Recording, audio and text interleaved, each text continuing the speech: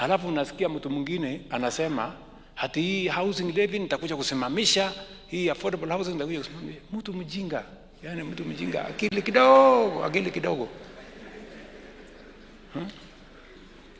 Nilikuwa naona jamaa mwingine hapo wa 50 years amekuwa kwa hii uongozi, anasema kazi yake ya kwanza ni kuja kuondoa affordable housing na kuondoa housing market. Alafu sasa smart city ya Bungoma tutajenga aje? Na mbona haijajengwa all these years? Nyinyi mnanielewa? Tujihadhari sana. Tuko na viongozi akili yao haitoshani. And that is why Kenya imekwama siku mingi. Ukiwa na kiongozi kama huyo, hata nimuuliza siku nyingine, wewe unaongea maneno mingi hapa. Umekuwa uongozi 50 years. Umekuwa waziri ya kila kitu. Ulikuwa education, ulikuwa foreign affairs, ulikuwa health, ulikuwa trade, ulikuwa nini.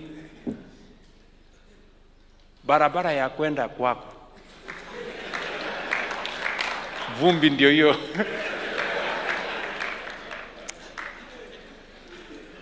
Nyinyi mnanielewa? Sasa ndio nikauliza swali, sikizeni nyinyi maaskofu. Mtu hana akili ya kupanga barabara ya kwenda kwake, atapata wapi akili ya kupanga barabara ya kuja kwako? Atatoa wapi? Na hawa sasa ndio wanakimbia hapa, Kasongo sijui nini, Masugo sijui nini. Sasa anyway, acha tu